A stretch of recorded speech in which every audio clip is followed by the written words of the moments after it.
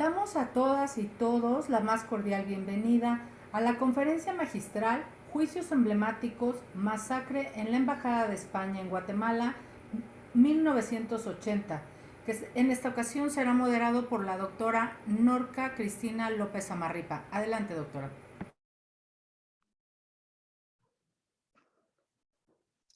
Muchas gracias, maestra Lorena Arredondo. Buenas tardes, distinguidos integrantes de la comunidad universitaria. Saludo con gran gusto a quienes nos siguen a través del Facebook Live de la Facultad de Derecho de la Universidad Nacional Autónoma de México. Es un enorme honor darle la más cordial bienvenida hoy, martes 1 de febrero, en el marco de los trabajos realizados por el Comité de la Cátedra Extraordinaria, doctora Rigoberta Menchú Tum, a la conferencia magistral dictada por la doctora Estela López Funes, titulada Juicios emblemáticos, masacre en la Embajada de España en Guatemala 1980. En este acto participa el doctor Raúl Contreras Bustamante, director de la Facultad de Derecho de la Universidad Nacional Autónoma de México, la doctora Rigoberta Menchú Tum, Premio Nobel de la Paz 1992, la doctora Estela López Funes, nuestra conferencista magistral, el doctor Rodrigo Brito Melgarejo, secretario general del Comité de la Cátedra Extraordinaria, doctora Rigoberta Menchú Tum. Está también el doctor Manuel Granados Covarrubias, vocal del Comité de la Cátedra Extraordinaria, doctora Rigoberta Menchú Tum, la maestra Lourdes Marlec Ríos Nava, vocal también de esta cátedra extraordinaria, y el licenciado Humberto Espinosa, vocal del Comité de la Cátedra Extraordinaria, Rigoberta Menchú Tum. Doctor Raúl Contreras Bustamante, director de la Facultad de Derecho, tiene usted el uso de la voz para inaugurar este magno evento. A sus órdenes. Gracias, doctora López Amarripa. Muy buenos días tengan todas y todos ustedes. Como ya lo dijo la doctora López Amarripa, estamos transmitiendo en vivo desde la Facultad de Derecho de la Universidad Nacional Autónoma de México a través de su página de Facebook Live. Este acontecimiento, esta cátedra extraordinaria que vamos a escuchar ahora, que se ha intitulado Los Juicios Emblemáticos, masacre en la Embajada de España en Guatemala en 1980, que habrá de dictarnos la doctora María Estela López Funes. Quiero destacar que esta conferencia tiene muchos significados. Primero, es la actividad primaria en este año 2022 de la Cátedra Extraordinaria Rigoberta Menchú Tum, quien está presente con nosotros, quien nos acompaña, nos hace el honor de estar en esta conferencia y que también dará inicio a los festejos, porque este año se cumplen 30 años de que la doctora Rigoberta Menchú, amiga de esta Facultad de Derecho, recibió de manera meritoria su Premio Nobel de la Paz. Así que todo este año vamos a tener un trabajo sistemático para destacar este evento, para seguir generando esta sinergia con nuestros alumnos y con nuestras alumnas de lo que es la emisaria de la paz, la doctora Rigoberta Menchú, y que podamos también ampliar nuestros conocimientos en estos temas que a lo mejor para los mexicanos no son tan conocidos, que ocurrieron en la Embajada Española en Guatemala en 1980 en esta ocasión. Estamos, como la comunidad universitaria lo sabe, de regreso a las clases presenciales en la Facultad de Derecho, pero esto no quiere decir que vamos a dejar de utilizar y de aprender lo que la pandemia nos trajo de positivo, que es utilizar estas maravillosas herramientas para seguir generando conocimiento y para seguirlo difundiendo, no solo dentro de la comunidad universitaria de la UNAM y de la Facultad de Derecho, sino a la sociedad en general. Estoy seguro que esta conferencia la están viendo en Guatemala, la están viendo en muchos países hermanos de Latinoamérica, porque la sola presencia de la doctora Rigoberta Menchú es signo de que hay que poner atención porque habrá un mensaje de paz, a un mensaje de concordia, y creo que en esta ocasión la Facultad de Derecho se vuelve a vestir de luces con su presencia. Y muchas gracias, Rigoberta, por hacer posible esta conferencia, por enseñarnos esto y por convocar a la doctora María Estela López Funes, a quien habremos de escuchar con toda atención y con todo interés. Sin más, siendo las 11:10 del día 1 de febrero de 2022, me es muy grato declarar inaugurada esta conferencia magistral intitulada Juicios emblemáticos, masacre en la Embajada de España en Guatemala, 1980, y te devuelvo el uso del micrófono para que nos hagas el favor de presentar a nuestra muy distinguida conferenciante de este día, doctora López Amaro. Muchas gracias, doctor Contreras, muchas gracias. Bueno, pues para mí es un honor presentar a la doctora Estela López Funes, quien el día de hoy nos acompaña en este magno evento. Y para comenzar, bueno, pues me permitiré hacer una pequeña síntesis del currículum de nuestra conferencista. La doctora Estela López Funes es licenciada en Ciencias Jurídicas y Sociales, abogada y notaria por la Facultad de Ciencias Sociales, Jurídicas y Sociales de la Universidad de San Carlos en Guatemala. Cuenta con un máster en Derecho Penal por la Escuela de Estudios de Posgrado de la mencionada universidad, así como es doctoranda por la Universidad de Salamanca en España. Asimismo cuenta con especializaciones y diplomados por la Universidad de los Estados Unidos. Dentro de su experiencia laboral, la doctora Estela López Funes ha sido consultora del Programa de Naciones Unidas para el Desarrollo, donde realizó importantes aportaciones a los métodos de investigación en contra de la delincuencia organizada. También fungió como consultora del Fondo de Naciones Unidas para la Infancia. Asimismo, se ha desempeñado como notaria y abogada litigante en procesos penales y litigio estratégico. En el ámbito académico, pues nuestra conferencista magistral ha dictado importantes presentaciones en universidades extranjeras y foros internacionales, como la Universidad de Oklahoma, Estados Unidos, y en el Congreso Nacional de Abogados en Hamburgo, Alemania, entre otros. Sin más preámbulo, querida doctora Estela López Funes, con alegría le invito a que haga el uso de la palabra a esta comunidad universitaria que está honrada de escuchar su conferencia magistral. Adelante. Muchas gracias, muy buenos días a todos los que están aquí presentes. Agradezco la oportunidad de poder compartir con ustedes esta experiencia en los casos emblemáticos que se han seguido en Guatemala y que he tenido la oportunidad de acompañar a la Premio Nobel de la Paz 1982, la doctora Rigoberta Menchú, quien dentro de su cátedra en la universidad pues ha tenido este espacio y ha sido muy reconocida su trabajo y su trayectoria. El caso de la Embajada de España, trataré de presentarlo desde su origen para que pueda entenderse en esta comunidad universitaria que el día de hoy pues se están iniciando nuevamente en las cátedras presenciales. Creo que esta pandemia nos ha dejado un espacio pues difícil, ¿verdad? Pero nos ha demostrado que hay otras tecnologías como estas para poder comunicarnos con los estudiantes y poder también compartir estas experiencias y conocimientos. El caso de la Embajada de España lo voy a presentar como para que tengan conocimiento la metodología que voy a utilizar es, bueno, primero que nada presentar los antecedentes en que se dio este caso. O sea, el contexto político de Guatemala, la toma de la Embajada de España, la masacre de la Embajada de España y posteriormente pues ya me centraré en el proceso penal como tal, hasta dónde llegamos y hasta dónde estamos y el proceso también presentado ante la Comisión Interamericana de Derechos Humanos.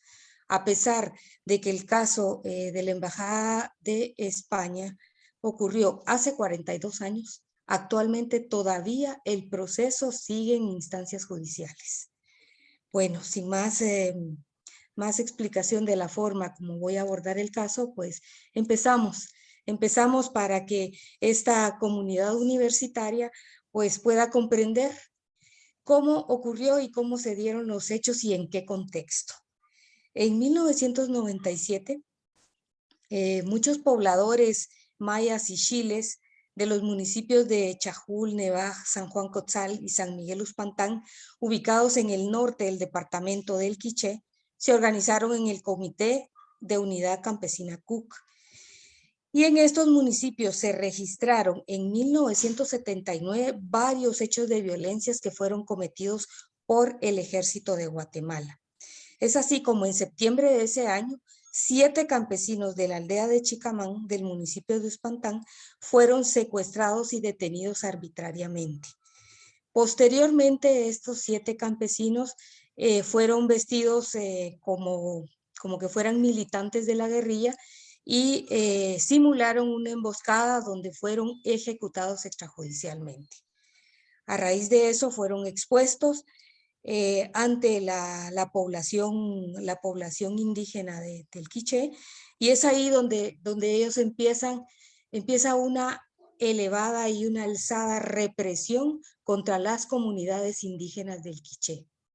Y es por eso que a raíz de todas estas allanamientos, secuestros, torturas, matanzas colectivas en esta área, que las comunidades deciden movilizarse a la ciudad capital y denunciar estos hechos de violencia. ¿Y qué era lo que ellos querían? Que se escuchara y que pararan estos hechos de violencia y que se investigaran para que pudieran ellos retomar su vida y vivir en paz. Pero esto fue lo que provocó que este grupo de indígenas, algunos integrantes del CUC y otras mujeres, niños, se movilizaran a la ciudad capital y empezaran a solicitar que se les escuchara en algunas instituciones, como por ejemplo el Congreso de la República, que les negó ese espacio para poder presentar sus demandas. Y que era lo que querían, que se integrara una comisión para que investigaran estos hechos de graves violaciones a derechos humanos que se cometían en esa época. También tocaron otras instancias como fue la OEA, que tampoco fueron recibidos. Incluso ni siquiera los medios de comunicación quisieron trasladar su denuncia, porque era la época más violenta y represiva de este gobierno militar que gobernaba Guatemala. Ninguno quiso apoyarlos. Entonces fue cuando los estudiantes de la Universidad de San Carlos de Guatemala apoyaron a los comunitarios junto con algunas organizaciones populares y también con algunos sindicalistas, y fue así como analizaron la situación y decidieron, agotadas las instancias nacionales o las posibilidades de poder ser escuchadas sus denuncias, pues decidieron tomar la Embajada de España. Fue así como el 31 de enero de 1980, un grupo de campesinos guatemaltecos y un grupo acompañado de un grupo de estudiantes de la Universidad de San Carlos de Guatemala tomaron la Embajada de España. Entraron de forma pacífica. El embajador de Guatemala un día antes había también trasladadose al Quiché, precisamente para reunirse con algunos sacerdotes españoles a quienes también alcanzó esta violencia por las amenazas que estaban recibiendo. Y para prestarles tanto a los sacerdotes religiosos como las religiosas, que estaban sufriendo también de muchas amenazas en esa área del Quiché. El embajador, el día 31 de enero del 80, se encontraba reunido en la embajada con 3 juristas guatemaltecos, entre ellos el señor que era expresidente de la República, Cáceres Lenov, el exministro de Relaciones Exteriores y el licenciado jurista también, que posteriormente fue Mario Aguirre Godoy, que posteriormente fue presidente de la Corte. Ellos estaban teniendo una reunión con el embajador para solicitar apoyo económico para poder realizar unas conferencias también de derecho. En ese momento es cuando los pobladores comunitarios toman la embajada y se le informa al embajador que se le requería porque las personas habían entrado a la embajada, y él le pide al señor secretario del consulado que les atienda y que posteriormente él se incorpora. Luego de esto, vuelve a anunciarle la secretaria que las personas habían tomado la embajada y que cerraban las puertas. Bueno, a raíz de esto, pues empieza el embajador, los recibe, escucha sus peticiones y les comunica que estas van a ser trasladadas a España y a otras instancias para que sean escuchadas sus demandas, y que pues que él haría todo esto posible y que pues que depusieran su actitud. Ante esto, pues las personas, los comunitarios que tomaron la embajada, pues le manifestaron que era necesario que se comunicara ya con la Cruz Roja para empezar a tener un diálogo y una comunicación para presentar estas demandas y que pudieran obtener una respuesta. El embajador se empezó a comunicar con con toda la plataforma diplomática, el Ministerio de Relaciones Exteriores, la presidencia, para comunicar la situación. Y también a todo esto pues ya empezó a llegar la presencia policial en los alrededores de la Embajada de España. Luego de esto, el embajador se siguió comunicando con el Ministerio de Gobernación, con el Ministerio de Relaciones Exteriores, sin tener un canal abierto, porque los representantes del Estado de Guatemala pues se negaron a escuchar y a recibir la comunicación del embajador español. Cerrados los canales, bueno, esto también vino,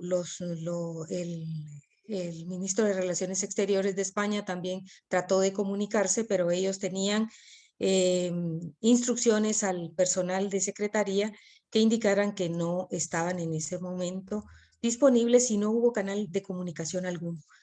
Y es así como, pero sí, estaba el presidente de la República, Fernando Romeo Lucas, el señor ministro de Gobernación, Donaldo Álvarez Ruiz, el director de la policía, Chupina Barahona, estaban pues obviamente en comunicación y tenían conocimiento de la situación que se estaba dando en la Embajada de España. Tenían claro que las personas que tomaron la embajada pues no eran guerrilleros, sino que eran campesinos y estudiantes universitarios. No había no había ningún índice de violencia porque la toma de la embajada fue de forma pacífica. Sin embargo, todo el aparato policial del Estado de Guatemala ya se estaba movilizando, y fue así como recibiendo instrucciones también de las propias representantes de gobernación, el ministro de Gobernación, estaban en comunicación, manteniendo toda esa línea de mando para dar las instrucciones, desde la presidencia hasta el señor Pedro García Arredondo, que era el jefe del Comando 6, que dirigía el grupo policial que ingresó de manera ilegal en la Embajada de España. Es así como ante la luz y a la luz del día y a la vista de muchas personas que estaban en las afueras observando cómo se desarrollaban los hechos en la Embajada de España, incluso familiares de personas, de algunos funcionarios diplomáticos que se encontraban dentro de la embajada, que estaban también en las afueras de la embajada, mediando también para que no hubiera, que no se realizara el asalto a la Embajada de España. Sin embargo, todo esto pues no fue escuchado, no fueron oídos. El jefe del Comando 6 ordenó, cumpliendo órdenes desde la presidencia, que se hiciera el asalto y se ingresara a la Embajada de España. ¿Cuál era la instrucción? Que sacaran a las personas que habían tomado la embajada. O sea, no hubo otra instrucción de negociación, de espera, de compás de espera, de escuchar las peticiones de las personas que estaban dentro de la embajada. No se dio nada de esto. A pesar de que el embajador suplicó, incluso con megáfonos, se dirigió hacia la policía para que detuvieran el asalto a la Embajada de España. Sin embargo, estas peticiones también fueron desoídas y fue así como ingresa el comando policial. Además, estaban personas del grupo élite también de la Policía Nacional Civil, que se dedicaba a realizar ejecuciones extrajudiciales, y también miembros del ejército ingresaron y tomaron así la embajada en violación al Convenio de Viena y en violación a la inmunidad diplomática de la Embajada de España. Dentro ya tomando la embajada, pues entraron este comando incluso con un artefacto que era un lanzallamas. Botaron las puertas. Bueno, la gente al ver que la policía, las personas que estaban adentro, al ver que la policía tomó la embajada, se concentraron en el despacho del señor embajador, que estaba en el segundo nivel, y ahí pues cerraron la puerta para protegerse, mientras que se escuchaban, mientras que se llegaba a una negociación. Sin embargo, el embajador insistía y estaba él al otro lado de la puerta pidiendo que detuvieran esta agresión a la embajada, y empezaron a tirar la puerta donde ellos estaban hasta que lograron hasta que lograron su objetivo de derribar la puerta. Fue en ese momento, momentos antes, uno de los juristas había logrado salir y este fue uno de los sobrevivientes. Posteriormente,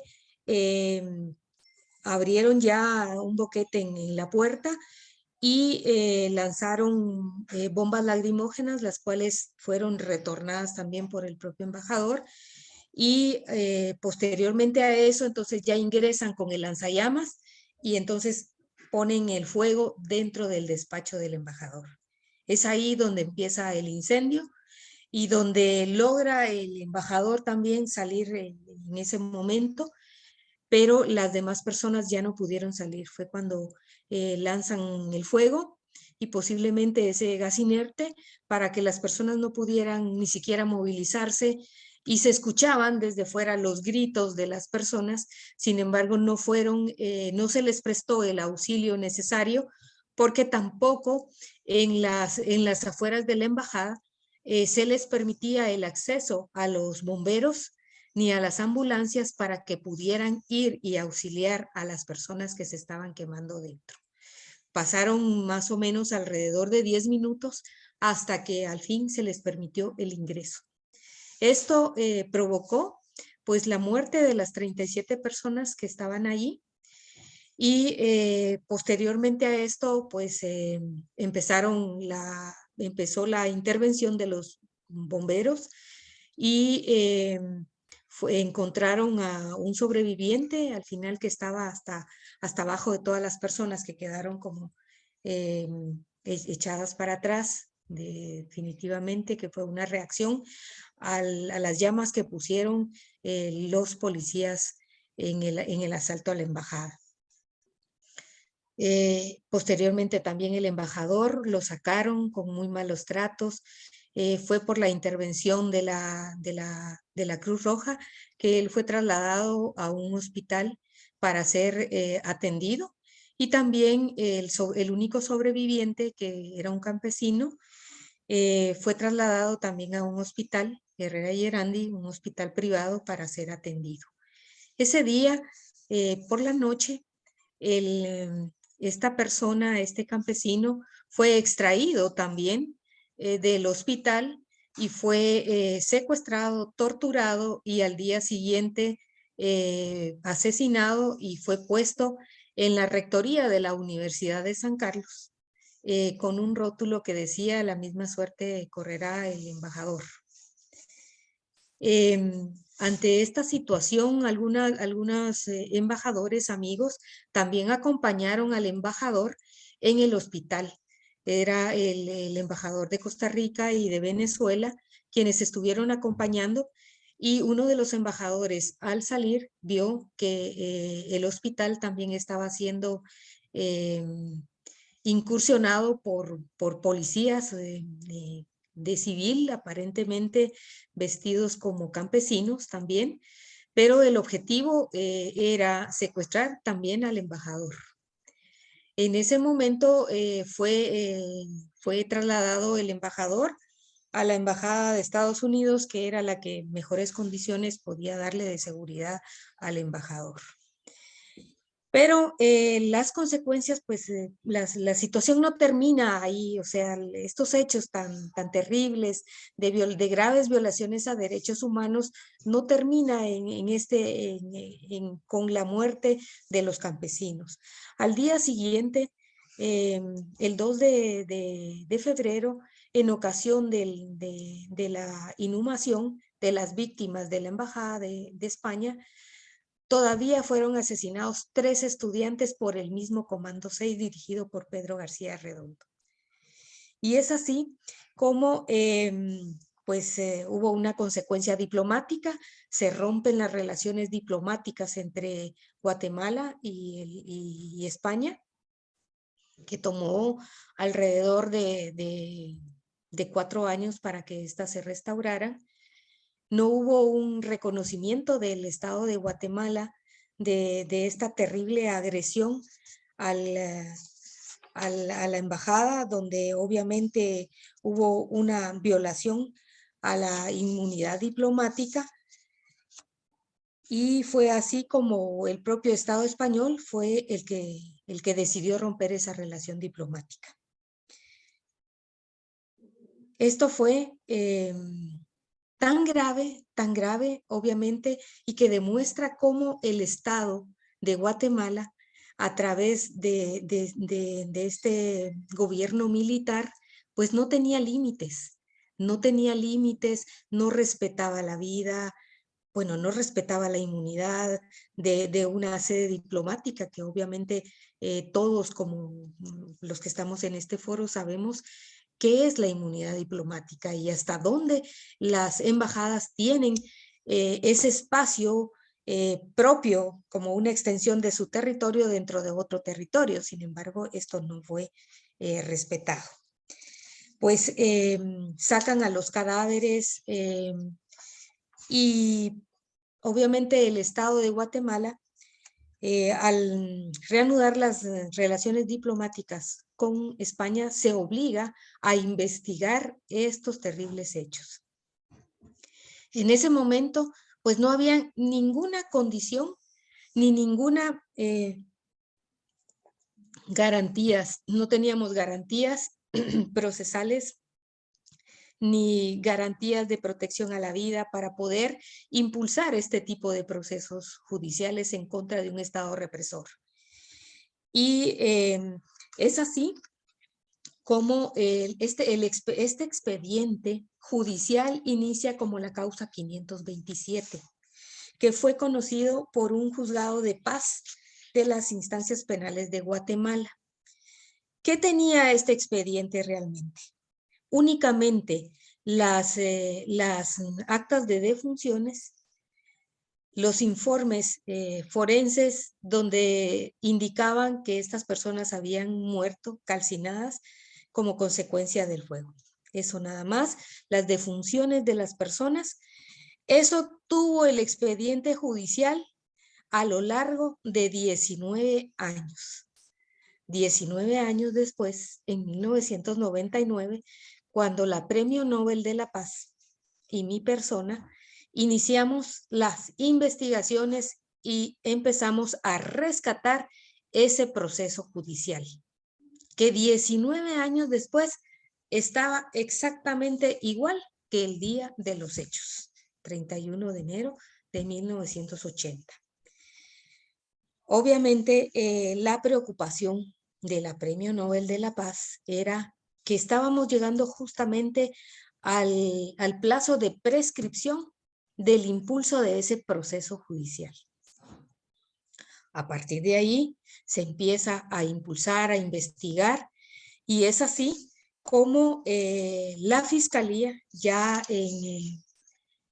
en 1999, ya la Fiscalía, como aproximadamente 8 años después, concluye la investigación y presenta una acusación en contra del expresidente Fernando Romeo Lucas, el ministro de Gobernación Donaldo Álvarez Ruiz y el jefe, el director de la policía, el señor Chupina Barahona, y en contra del señor Pedro García Redondo, que era el que dirigía el comando que asaltó la Embajada de España.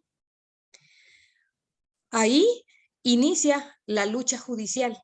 Estoy hablando aproximadamente de 30 años, casi 30 años después, como 25 años después. Las audiencias que se dieron fueron pues obviamente muy cuestionadas. Rigoberta se constituye como querellante adhesiva, que es la figura que nos regula el propio Código Penal guatemalteco, procesal penal guatemalteco, junto con otra persona, el señor B, que era hijo de una de las personas que también fueron asesinadas el 31 de enero en la Embajada de España. Cabe mencionar que en la Embajada de España también fue asesinado el padre de la Premio Nobel de la Paz, el señor Vicente Menchú. Eso obviamente le da a Rigoberta pues el derecho de luchar por la reivindicación de las víctimas, porque a raíz de esto el Estado de Guatemala señaló que los propios campesinos, o sea, no decía que eran campesinos, sino que eran guerrilleros, que se habían autoinmolado en las instalaciones de la embajada. ¿Cómo? Pues porque ellos llevaban bombas Molotov y con eso se habían quemado, que fue prácticamente una autoinmolación la que habían hecho. Y todos estos años, pues eso fue lo que quedó en la mente de los ciudadanos, que eran guerrilleros y que obviamente esto era lo que había sucedido. Pues en el juicio se presenta la acusación en contra de estas personas, que no fue posible sentar en ese banquillo de acusados pues a Romeo Lucas, primero porque él ya estaba en un estado casi que vegetal, porque tenía Alzheimer, entonces ya no fue posible que compareciera a un tribunal. Luego falleció, lo mismo pasó con Chupina Barahona, y solo quedaba Donaldo Álvarez Ruiz, que actualmente pues él se encuentra prófugo. Sabemos que también él es parte del caso del genocidio presentado en España también por la Premio Nobel de la Paz. Se tuvo una orden internacional de captura que no se pudo realizar en México, porque ahí estaba el señor. Y él escapó y hasta el día de hoy sigue prófugo. Todavía no ha sido posible poderlo localizar. Pero bueno, se siguió, por eso tuvimos la posibilidad únicamente dentro de ese eslabón de la línea de mando, pues procesar únicamente al jefe del Comando 6, quien ejecutó la orden presidencial de sacar a los campesinos a como diera lugar de la Embajada de España.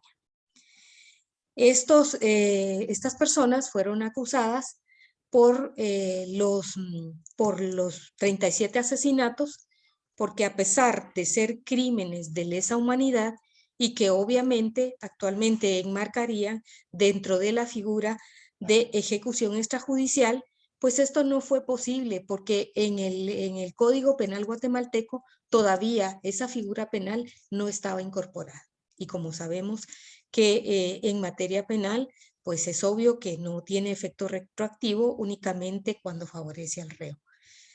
Es así como el Código Penal guatemalteco, que es un código de 1973, también reconoce la figura penal de deberes contra la humanidad.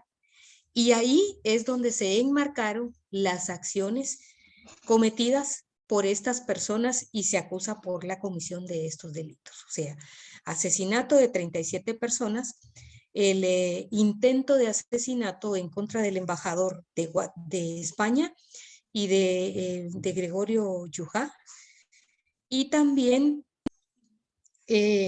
por los asesinatos cometidos posteriormente de los estudiantes en la inhumación de estas personas. Se acumularon los procesos. El caso inicia en el año del 2014, se da inicio al proceso judicial como tal, ya con un tribunal, realmente estos tribunales, por un tribunal de mayor riesgo, el tribunal de mayor riesgo A. Yo quiero detenerme aquí en la creación de estos tribunales, que posibilitaron también el avance de muchos procesos judiciales que impulsó la Comisión Internacional contra la Impunidad en Guatemala. O sea, que se crearon estos tribunales con jueces independientes a quienes se les garantizaba, pues obviamente, la seguridad, en un contexto también de problema de independencia judicial. Estos tribunales pues iniciaron el proceso en octubre del 2014, pues se inició ese juicio, o sea, en octubre del 2014, estamos hablando ya de bastantes años posterior a la quema de la embajada. Ya una vez superados pues todas las incidencias procesales que presentaron para que esto no fuera posible. Y es así como este tribunal pues condena a Pedro García Arredondo por los 37 asesinatos que decía, por los 2 intentos de asesinato y en contra de los deberes de humanidad.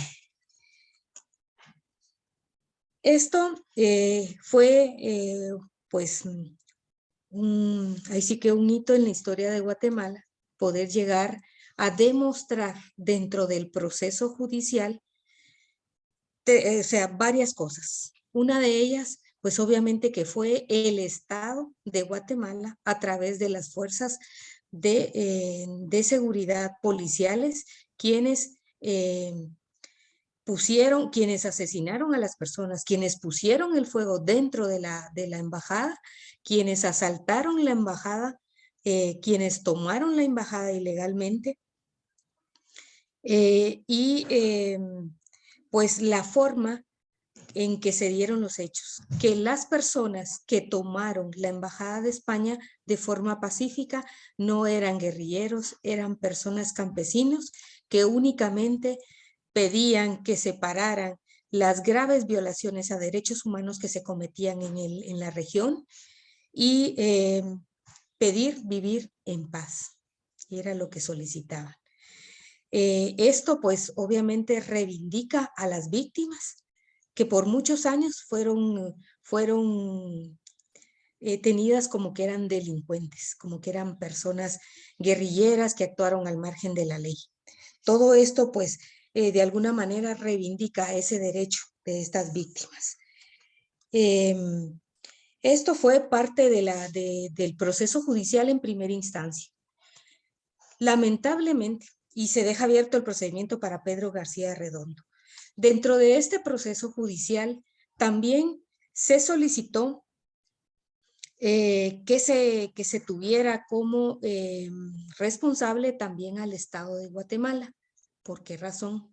Porque la propia Constitución establece que los funcionarios, que el Estado de Guatemala es responsable por la actitud de los funcionarios públicos en el ejercicio de sus cargos. Entonces, ¿por qué razón se solicitó que se le diera intervención al Estado de Guatemala como parte de esa instancia que está inmersa dentro del propio proceso penal, que es la audiencia de reparación digna? Y esta audiencia de reparación digna solo es posible una vez se haya dictado sentencia condenatoria, como fue en este caso. Sin embargo, esa fue una de las luchas también que hicimos en primera instancia y en segunda instancia, porque en primera instancia los jueces no dieron intervención al Estado de Guatemala. Entonces, ¿qué pasa con esa sentencia? Sí, hay una obligación de reparación a las víctimas, pero ¿quién es el obligado a hacer esa reparación? Únicamente la persona condenada, que en este caso era Pedro García Arredondo. Pedro García Arredondo, dentro de la propia sentencia judicial, también el tribunal lo exonera de ese pago porque lo declara insolvente. Entonces, prácticamente esa parte de reparación digna, que no es solo la parte de tipo económico, sino que eran otras cosas que reivindican ese daño moral a las víctimas, como por ejemplo la publicación de la sentencia, dejar el nombre de una calle de las víctimas, otras reparaciones que realmente también dignifican y que no fueron tomadas en consideración en el proceso. Es así como tuvimos que ir en apelación. En apelación también confirman la sentencia. Fuimos en casación. En casación ordenan a la sala volver a conocer esa parte del proceso y la sala vuelve a confirmar. 2 veces fuimos en casación y al final de cuentas confirman la sentencia tal como la habían dictado en primera instancia. De esa fuimos también hacia la última instancia, hacia la instancia constitucional. Se planteó un amparo también y este amparo pues también confirmó estas sentencias indicando que no habían violaciones al debido proceso. Esto es grave, lo que nos obligó a presentar el caso ante la Comisión Interamericana de Derechos Humanos. Por esta parte, por la parte de reparación digna, que todo proceso penal por los daños y perjuicios ocasionados debe de tener una reparación digna. Y así lo establece nuestra propia legislación nacional y también pues la Convención Americana de Derechos Humanos. Hay muchas sentencias que también han sentado jurisprudencia en el cual se obliga a los estados a reparar a las víctimas. Pues 40 años, 42 años después de estos terribles hechos, estamos en esta situación. Yo quiero hacer un reconocimiento a la Premio Nobel de la Paz, que ella pues jamás ha claudicado, jamás ha desistido de la lucha contra la impunidad, que a pesar de que ya se tiene una sentencia, pues ella sigue en las instancias internacionales reclamando esa reparación digna para las víctimas, y no solo para ella, sino para todas las víctimas, de los familiares de las víctimas del caso de la Embajada de España. Esto marcó la historia de Guatemala y bueno, pues seguimos en esa lucha. Obviamente hace 42 años era imposible iniciar un reclamo judicial, porque obviamente, bueno, yo en el año 80 todavía no era abogada, Tengo ahora 30 años de ejercicio profesional acompañando a la Premio Nobel en varios procesos penales, no solamente en el caso de la embajada, sino en el caso de la matanza también de Chamán, la comunidad de retornados, donde también fueron ejecutados varios comunitarios en manos del ejército de Guatemala, una vez ya firmados los acuerdos de paz. Y eran un grupo que había venido del retorno, que estaban en México y que se estaban asentando recién en Guatemala. Entre otros, donde la Premio Nobel también ha presentado, por ejemplo, el caso de genocidio en Guatemala, en España, que también tuve el gusto de acompañar, y ahí sí que el honor de acompañar a la Premio Nobel de la Paz. O sea, en estos casos emblemáticos donde ella ha demostrado pues ese compromiso y honra su título de Premio Nobel de la Paz en la búsqueda de la paz y en la búsqueda de la justicia. Pero para que haya paz y justicia tiene que haber verdad. Eso es lo importante en estos casos, que se conozca la verdad de los hechos que por muchos años ha sido oculta. Entonces, ese es el caso de la Embajada de España, un caso emblemático que también forma parte de los casos recogidos por la Comisión para el Esclarecimiento Histórico de la ONU, que recopiló toda la información de estos casos. Lamentablemente, toda la información que ahí se tiene, pues no se puede utilizar, sino hasta 50 años después de presentado ese informe, lo cual nos deja de alguna manera sin la posibilidad de tener esas pruebas que ellos pudieron recopilar. Pero sin embargo, la lucha de la Premio Nobel de la Paz no acaba, continúa. Sigan acompañando los casos de mujeres, de violaciones a mujeres también que se dieron en ese contexto del conflicto armado, donde las mujeres fueron violadas, donde hoy por hoy se están impulsando ese tipo de procesos, y Rigoberta también acompaña en Guatemala. Muchas gracias, estoy a la orden para cualquier pregunta o duda. Muchas gracias, doctora López Funes, por tan precisa y conferencia. Ha sido verdaderamente, y sí, aplausos. Pues de veras un privilegio poderla escuchar. Y ahora le vamos a pedir a la doctora Rigoberta Menchú Tum que nos haga, por favor, algunos comentarios de estos terribles hechos ocurridos en 1980 y que nos precisó muy bien la doctora Estela López Funes. Tiene usted la palabra, doctora Menchú. Gracias, doctora Norca, gracias, doctora Estela, por la ponencia, y gracias a nuestro querido director de la facultad, y al comité técnico de nuestra cátedra. Gracias por este momento tan importante de poner a la opinión de los estudiosos del derecho casos tan increíbles que han durado prácticamente ya 4 décadas, y en estas 4 décadas han ocurrido muchas violaciones, y que lo más importante son los precedentes que se han dejado a partir de los casos específicos. El camino de la memoria, la verdad y la justicia en Guatemala han sido largos, no solo procesos complicados, porque de por sí nos ha demostrado la experiencia que reclamar la justicia es caro, tiene un presupuesto financiero muy alto, en tanto que no hay seguro a los abogados, no se garantiza la integralidad de las víctimas, la integralidad de los testigos. Nosotros tuvimos una increíble experiencia en cuanto a la protección de testigos, y por eso creo que es importante hoy rendir homenaje a las organizaciones organizaciones. En esto fue acompañado por organizaciones, primero de los compañeros del Comité Unidad Campesina CUC, que incluso ayer lo celebraron, lo conmemoraron.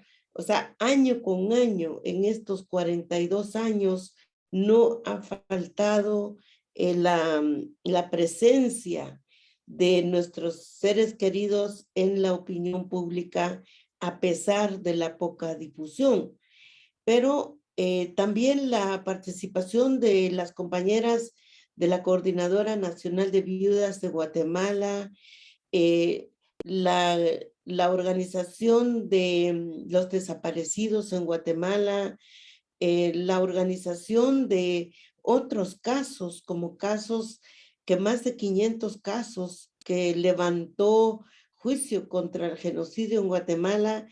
Y creo que la masacre de la Embajada de España marcó un antes y un después en el concepto de la justicia o del reclamo de la justicia.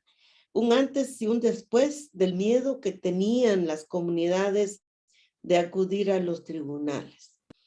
Como que los tribunales para nuestra gente no eran accesibles, eran creados para proteger impunidades y marginaciones e injusticias.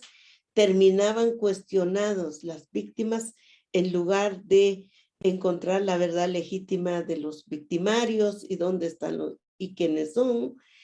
Demostró también un poco la valentía que había que tener para demandar al Estado, demostrar que esas políticas era terrorismo de Estado. O sea, realmente cuando decía esos eran subversivos, terroristas, y con esas consignas iban a aniquilar los testigos. Entonces, creo que ese valor de enfrentar el Estado, una fuerza tan grande, un poder tan enorme y que está en sus manos todo, pues realmente es algo que abrió la puerta a muchos precedentes en Guatemala, y especialmente estos casos como la masacre de la Embajada de España, posteriormente en pleno apogeo de la búsqueda de paz, la masacre de Chamán, que nos tocó liderar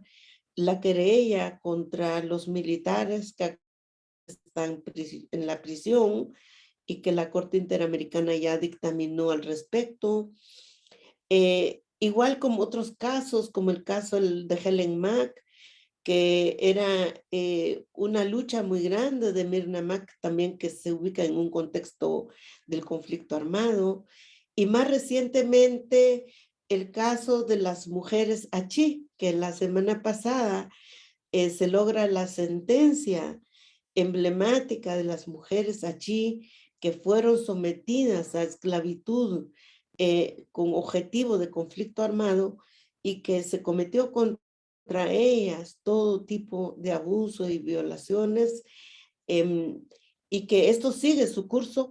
Realmente para nosotros es un honor. O sea, realmente la masacre de la Embajada de España fue como el centro de la querella de 10 años de genocidio en Guatemala que formulamos ante la Audiencia Nacional de España, y que gracias a la Audiencia Nacional que remitió el caso a Guatemala, y por eso nos permitió abrir este juicio de la Embajada de España en Guatemala, y consecutivamente muchos otros procesos empezaron a abrirse. Esto también ha tenido mucho que ver con las víctimas que muchos de ellos murieron dolorosamente en la total miseria, en la total abandono, sobre todo los padres de varios de las víctimas de la Embajada de España, o los hermanos o los parientes de ellos terminaron muertos incluso por hambre, y sin embargo nunca asumió el Estado esa responsabilidad de dignificación, aunque fuera una dignificación limitada, digamos, pero que fuera el Estado que reconociera este crimen como su responsabilidad. Yo he aprendido mucho en este proceso. 3 cosas quiero dejar aquí. 1, los testigos, los hijos que vimos, que oímos los hechos, nos volvimos testigos importantes en el proceso, nos volvimos investigadores de nuestro propio caso, porque nadie podría garantizar una investigación fehaciente si no tuviéramos que tener nosotros la valentía de ir adelante. Luego nos convirtió en querellantes, que antes pues no sabíamos que se podía ser parte de una querella. Ser parte de una querella pues implica muchos conocimientos a favor de las víctimas. Por ejemplo, la preservación de evidencias. Cada crimen que ha pasado, pues ya tenemos criterio cómo resguardar la información de la evidencia. Y finalmente, el celebrar cada instancia de los tribunales, que hemos tenido que aprender a tener paciencia. O sea, sabemos que toda la verdad está, pero tendríamos que volver a decirlo una y una y una y una y otra vez. Es decir, cómo cerrar el dolor de las víctimas si tiene que volver a decir su verdad cada vez que sea citado por el tribunal, cada vez que haya una impugnación, cada vez que haya una resolución. Y hemos caminado con esto, y por eso pues el valor de esto para un trabajo más técnico de los defensores de derechos humanos en Guatemala, un trabajo más formativo, educativo, para nosotros ha sido muy importante que el derecho no sea una teoría de la Constitución, sino el derecho que sea algo que la podemos poner en práctica. Entonces, creo que no solo malas noticias en torno a estos casos, sino hemos triunfado una y otra vez. Y rindo homenaje a los testigos, especialmente lo que era el presidente, el secretario particular del general Lucas García, que al final testificó, oyó, escuchó la orden que se dio desde la presidencia, el testimonio del señor Máximo Cajal, que era el embajador de España en Guatemala, que es el testigo ocular de los hechos, que es el que batalló hasta el final, antes de que fueran incineradas las personas en la embajada. Él fue muy importante, de hecho fue declarado non grato. En Guatemala no se le permitió su entrada por el testimonio que él poseía realmente de estos hechos. Y pues muchas personas que testificaron acá, que por supuesto muchos de ellos fallecieron, pero aún antes de su muerte, aún con condiciones muy graves de salud, comparecieron en el tribunal. Así que esto tiene una historia mucho más allá, que creo que es lo que celebramos. Gracias. Muchas gracias, doctora Rigoberta Menchú. Tu excelente comentario. Bueno, pues muchas gracias a todos, en especial a la doctora Estela López Funes. Doctora, ha sido un enorme privilegio poder escuchar tan precisa disertación sobre los sucesos ocurridos en 1980. Asimismo, pues es un honor siempre ser testigo de los magistrales comentarios emitidos por la doctora Rigoberta Menchú. Y finalmente, por supuesto, agradezco de nueva cuenta al doctor Raúl Contreras Bustamante por su apoyo en la realización de este evento, así como al comité de la Cátedra Extraordinaria Rigoberta Menchú. Reitero a nuestra comunidad universitaria que la presente conferencia magistral estará disponible pues en la página de Facebook oficial de la Facultad de Derecho de la UNAM. Que tengan pues una excelente tarde y pues hasta luego. Muchas gracias. Muchas gracias a todos.